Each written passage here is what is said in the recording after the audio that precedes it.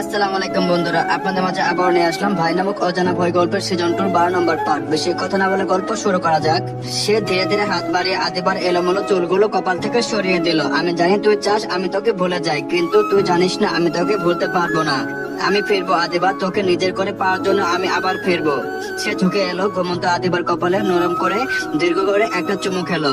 সে চুমুতে ছিল নীরব বিদায়, ভালোবাসা, অঙ্গীকার আর এক আকাশ অভিমান। আদিত্য উঠে দাঁড়ালো, একবার ঘুরে আদিবাকে দেখলো, তারপর দ্রুত ঘর থেকে বেরিয়ে নিজের ঘরে ফিরে গেল। তার চোখ দুটো জলে ভেজা, কিন্তু তার ভেতরে রাগটা তাকে শক্ত করে রাখলো। সকাল 8টা, আদিত্যর ফ্লাইট 10টায়। আহমেদ চৌধুরী, মিনা বেগম এবং আদিবাকে নিয়ে গাড়ি বিমানবন্দরের দিকে ছুটে চলছে। গাড়ির ভেতরে চরম নীরবতা। মিনা বেগম সামনে সিটে বসে ছেলেকে দেখার জন্য বারবার পিছনে লুকিং গ্লাসে তাকাচ্ছে। আদিবা আর আদিত্য পিছনে পাশাপাশি বসে আছে, কিন্তু তাদের মাঝে যেন একটা বিশাল দেয়াল। মিনা বেগম মেয়রের ছেলেকে দেখে নিজেকে শক্ত করে বললেন, আদিত্য, তোর লাগেজ ঠিক মতো আছে তো? বোর্ডিং এর সব কাগজপত্র সঙ্গে নিয়েছিস তো? আদিত্য ঠান্ডা করে জবাব দিল, হ্যাঁ আম্মু, সব নিয়েছি। আহমেদ চৌধুরী গাড়ি চালাতে চালাতে জয়কে ফোন করে দিয়েছিল। জয় আদিত্য চালাতো ভাই, শুরু থেকে সে দেশের বাইরে, সেখানে পড়াশোনা করে বেড়ে ওঠা। কথা হলো জয় আদিত্যকে রিসিভ করার জন্য এয়ারপোর্টে থাকবে। আহমেদ সাহেব রাস্তার দিকে মনোযোগ রেখেই বলল, আদিত্য, তুই পৌঁছে আমাকে ফোন করবি, কোনো অসুবিধা হলে জানাবি। আদিত্য মাথা নাড়ালো। এদিকে আদিবা একবারও আদিত্যের দিকে তাকাচ্ছে না। তার চোখ জানালার বাইরে দ্রুত সরে যাওয়ার দৃশ্যে দিকে স্থির। ভেতরে তার কান্না পাচ্ছে, কিন্তু সে মুষ্টি শক্ত করে নিজেকে নিয়ন্ত্রণ করছে। আদিত্য একবার আর চোখে আদিবাকে দেখলো, কিন্তু তার অভিমানে তাকে আদিবার সাথে কথা বলতে দিল না। আদিত্য ভাই, তুমি কি জানো আমি কতটা কষ্ট পাচ্ছি? তুমি কেন একবারও আমার দিকে তাকাচ্ছ না? তুমি কি কোনোদিন জানবে যে আমি চাইনি তুমি চলে যাও? তুমি কি কোনোদিন বুঝবে তোমার ভালোর জন্য এই মিথ্যা বলা আমার জন্য কতটা কঠিন ছিল? আমি চলে যাচ্ছি আদিবা, তোর তো এখন খুশি হওয়ার কথা, তাহলে এখন তুই কেন আমার চোখে চোখ রাখতে পারছিস না? তোর যেটা কি আমার চেয়েও দামি? দেখতে দেখতে গাড়ি বিমানবন্দরে পৌঁছালো। আহমেদ চৌধুরী লাগেজ বের করছেন। মিয়া বেগম এগিয়ে এসে আদিত্যের হাত ধরলেন। কান্না চাপতে গিয়েও গলা ভেজে এলো তার। বাবা, আমার বুকের মানিক, নিজের খেয়াল রাখিস, মন খারাপ করিস না, মা সবসময় তোর পাশে আছে। ওখানে গিয়ে নিজের যত্ন নিস, ভালো করে পড়াশোনা করিস বাবা। আমাকে কথা দে, তুই ওখানে ঠিক মতো খাওয়া দাওয়া করবি। আদিত্য নিঃশব্দে মায়ের হাতটা ছাড়িয়ে নিল, কোনো আবেগ দেখালো না। তুমি চিন্তা করো না আম্মু, আমি ঠিক থাকবো। আহমেদ চৌধুরী লাগেজ নামিয়ে বোর্ডিং পাস হাতে নিয়ে বলল, চল আদিত্য, সময় হয়ে গেছে। আদিবা এগিয়ে এলো। শেষ মুহূর্তে তার যেন কিছু বলার ছিল, কিন্তু আদিত্যর কঠিন মুখ দেখে তার সব কথা গলায় আটকে গেল। আদিত্য তার দিকে এক পলক তাকালো, তার চোখে এক গভীর ক্রোধ আর অভিমানের ছাপ। এই চাওয়াটা আদিবার বুকে তীর হয়ে বিঁধলো। আদিত্য কঠিন এবং হিমশীতল কণ্ঠে বলল, ভালো থাকিস আদিবা। এই কথাটি ছিল তার বিদায়। সে আর কোনো কথা বললো না, ঘুরে হাঁটতে শুরু করলো ইমিগ্রেশনের দিকে। আদিবা আদিত্য যার দিকে তাকিয়ে আছে, হাত বাড়িয়ে ডাকতে চাইলো, আদিত্য ভাই, কিন্তু ডাকতে পারলো না। তার গলা ধরে এলো। মিনা বেগম দ্রুত তাকে জড়িয়ে ধরলেন। মিনা বেগম আদিবাকে জড়িয়ে ধরে কাঁদতে কাঁদতে আহাজারি করে উঠলেন, চলে গেল আদিত্য, আমাদের সবাইকে ছেড়ে চলে গেল। আদিত্য সিকিউরিটি চেকিং এর সামনে লাইনে দাঁড়িয়ে আছে। সে শেষবার মতো ঘুরে পেছন ফিরে তাকালো। আদিবা তখন দাঁড়িয়ে আছে। তার মুখটা দেখে আদিত্যর ভেতরে আবারও তীব্র যন্ত্রণা ফিরে আসলো, কিন্তু সে নিজেকে শক্ত করে রাখলো। তোর দেয়া নির্বাচন আমি মেনে নিলাম আদিবা। যে জেদ নিয়ে তোকে ভালোবেসেছিলাম, ঠিক একই জেদ নিয়ে আজ তোকে ছেড়ে যাচ্ছে। তবে মনে রাখিস, আমি ফিরে আসবো। তোর দু চোখে অঝোর প্লাবন দেখলো, এই হৃদয় যেন আর কখনো কম্পন না জাগে, সে শক্তি নিয়েই ফিরে আসবো। পেছন থেকে আদিবা পলক্ষীন তাকিয়ে আছে। প্রিয় মানুষকে ভালো রাখার নাম যদি হয় বিচ্ছেদ, তবে আমি সেই বিরহে বাঁচতে রাজি আছি আদি ভাই। তুমি চলে যাও, তবে জেনে রাখো, তোমার মঙ্গল কামনায় নিজেকে পাথর করে রাখাটাই ছিল আমার সবচেয়ে বড় প্রেম। আদিত্য আর দেরি করলো না, বোর্ডিং এরিয়া দ্রুত হেঁটে চলে গেল। বোর্ডিং গেটের ওপারে আদিত্য মিলিয়ে গেল। আদিবা চোখের দুফুটো জল বিমানবন্দরে মেঝেতে আছড়ে পড়লো। শুরু হলো এক দীর্ঘ বিচ্ছেদ। বহুতল ভবনে বিলাসবহুল অ্যাপার্টমেন্টে বেলকনিতে রেলিং ধরে স্থির হয়ে দাঁড়িয়ে আছে আদিত্য। তার দৃষ্টি সামনে ব্যস্ত শহরে দেখে থাকলেও মনটা পড়ে আছে কয়েক হাজার মাইল দূরে, এক মিথ্যে মায়ের শহরে। রাতে জয় তাকে এয়ারপোর্ট থেকে রিসিভ করে নিজের অ্যাপার্টমেন্টে নিয়ে এসেছে। জয় ভাই হিসেবে বরাবরই নিখোঁজ। সে আদিত্যর জন্য সব গুছিয়ে রেখেছে, ডিনারের ব্যবস্থা করেছে, এমনকি বারবার বিশ্রাম নেওয়ার জন্য অনুরোধ করছে। কিন্তু আদির চোখে ঘুমের কোনো নামগন্ধ নেই।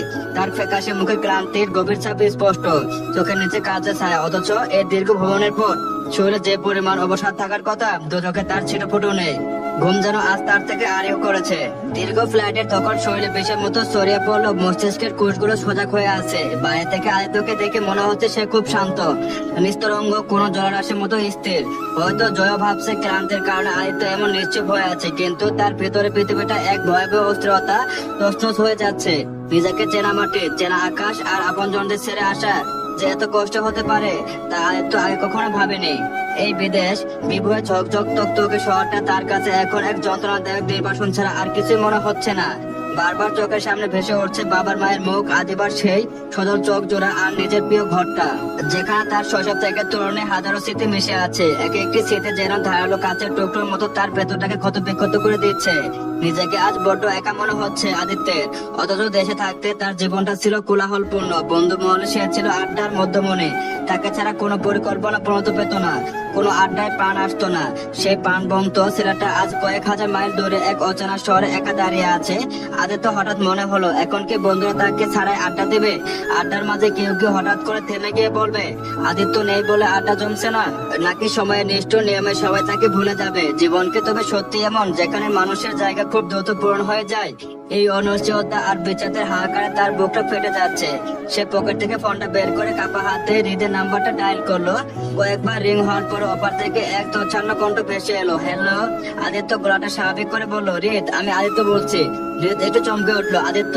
কিন্তু এটা তো বিদেশি নাম্বার মনে হচ্ছে। এটা কার নাম্বার? এটা আমার নতুন নাম্বার দোস্ত। তোর নাম্বার মানে? কোথায় তুই? গত একদিনে অনেক কিছু ঘটে গেছে রিত, তোকে গোছিয়ে বলার মতো সময় বা মানসিক অবস্থা আমার নেই, কোনোদিন ছিল না, তাই বলতে পারিনি। কি হয়েছে আদিত্য? তোর গলা এমন শোনাচ্ছে কেন? সব ঠিক আছে তো? ঠিক আছে বলতে আমি লন্ডন চলে এসেছি রিত। কথাটা শুনে রিত বিছানা ছেড়ে থরফর করে উঠে বসলো। কি লন্ডন মানে কি? কখন গেলি? কেন গেলি? আমাকে তো কিছু বললি না। আদিত্য শুকনো হাসি দিয়ে জবাব দিল, তুই তো সবটা জানিস রিত, বাবা মা চাইনি আমি দেখে থাকি, তাই পরিস্থিতির শিকার হয়ে শেষমেশ চলে আসতে হলো। তাই বলে কাউকে কিছু না বলে হুট করে চলে গেলি? আমি আসতে চাইনি রিত, আমি শেষ পর্যন্ত লড়াই করতে চেয়েছিলাম। কিন্তু একটু থামলো, গলাটা ধরে এলো, তারপর আবার বললো, যখন শুনলাম আদিবা চাই না আমি ওই বাড়িতে থাকি, তখন আর থাকার কোনো কারণ খুঁজে পেলাম না। আমি চাই না আমার জন্য আদিবা কোনো কষ্ট পাক, তাই নিজের ইচ্ছাকে বিসর্জন দিয়ে চলে এলাম। রিত এবার একটু বিরক্ত হলো।